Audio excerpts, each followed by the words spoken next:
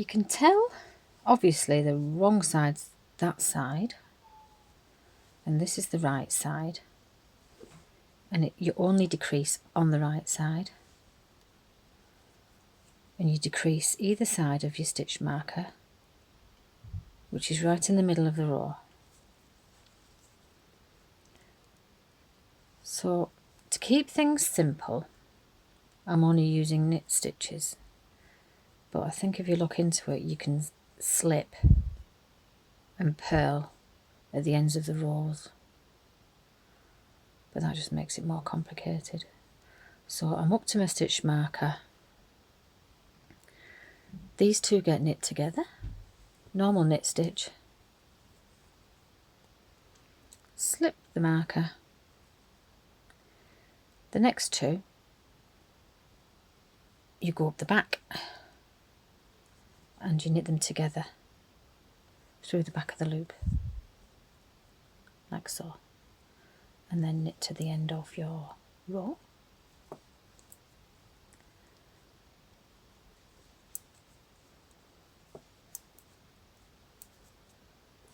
So we've now got 5 stitches each side, and you can always check that you haven't made a mistake. I'm just trying to keep this simple so that everybody can use it. I'm sure lots of people know how to do this. So now I'm on a wrong side row because you can see that it's not as tidy at the edge of the square.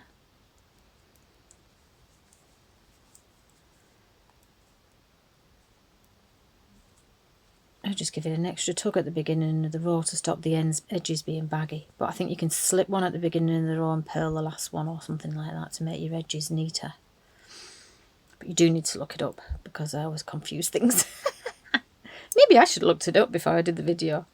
So this is the wrong side row. So you just knit straight across. Keep your stitch marker in the right place.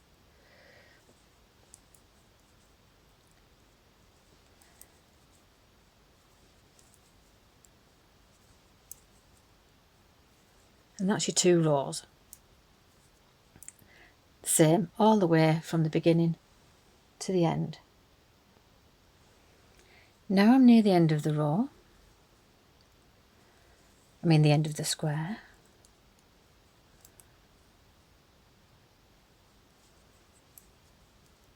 Knit those 2 together. Slip.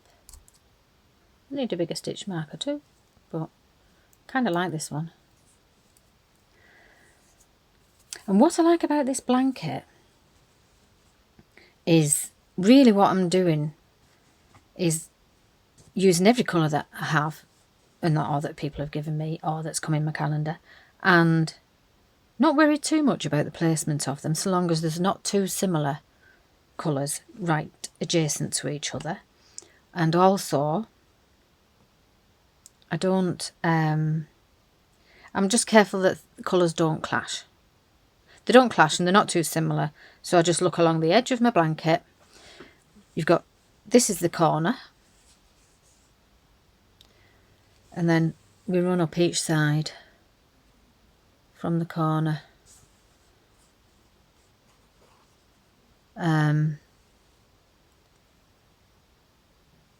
So then the other 2 sides are where the squares are getting added.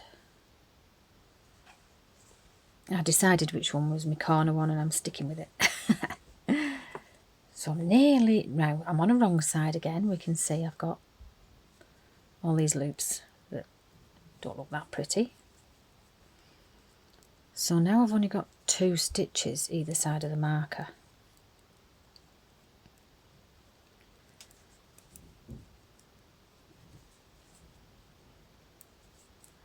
So I will decrease them on the next row.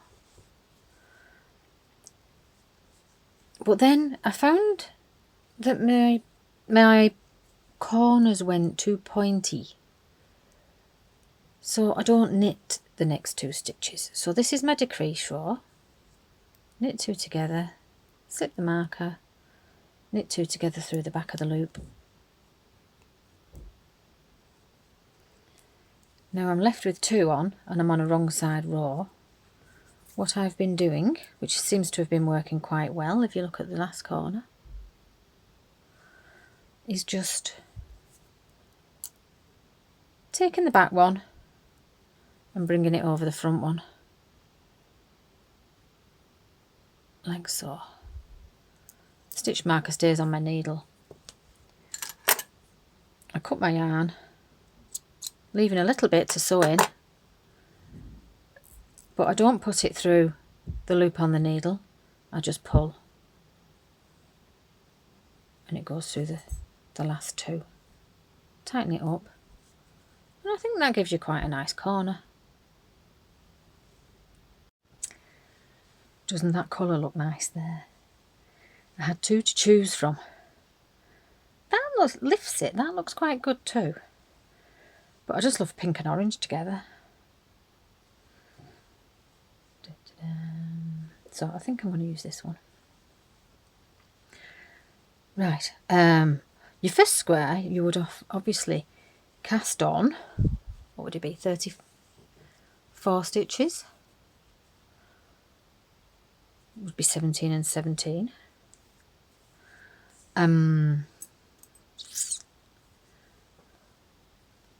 Sorry. So for your first square you would cast on 34 stitches, put a stitch marker after the first 17, and then knit a row. Then on the second row you would do your decreases either side of your stitch marker. So it would be the same as when you're knitting them once you're joining them on. So today I'll show you how to join when you've already got your two sides. So starting at this side, getting the needle as close to the corner as I can, I just leave a little bit of yarn and pick up 17. If you can, it's not too complicated, take that underneath yarn over and knit it in, and then you don't have to sew your end in later. So you put your needle through, just going to wrap that round again and knit. So that's how you knit on. Put your needle through and knit. Whoop.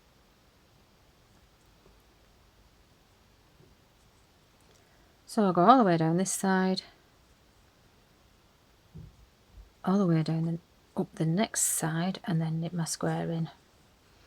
Obviously doing the stitch count and putting a stitch marker. Sometimes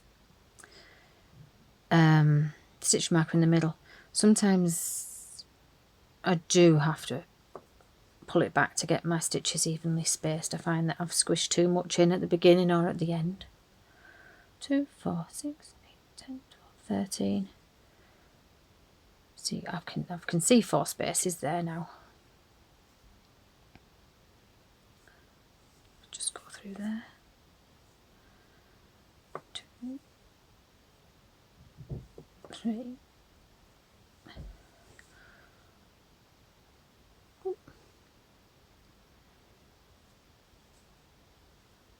4. I sew my ends in. After I've done a few squares, I'll go back and sew the ends in. That stitch marker's so small I nearly lost it then. Oh. Which is how I come about having it in the first place. Because my friends used to just leave them everywhere. There was a trail of stitch markers. That one didn't go back, but it's a nice little memory. I haven't seen her for ages. Due to current circumstances, isn't it nice to have little things that remind you of people?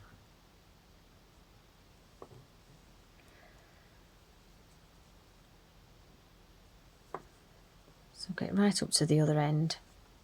So that's 17 stitches. I'll cast on another 17 stitches up to that end. Then I'll knit a row, which will be on the wrong side, and then when I come back to the right side, I start the decreases either side of there. So I can start at this bottom edge, and I would pick up. The way I've been doing it is picking up 17 stitches, placing a marker, and then casting on 17 stitches. Or at this side, I'd already have 17 stitches on my needle, place a marker, and then cast 17 stitches on up this side. And I do try to get the last stitches as close to the corner and as close to the bottom as I can.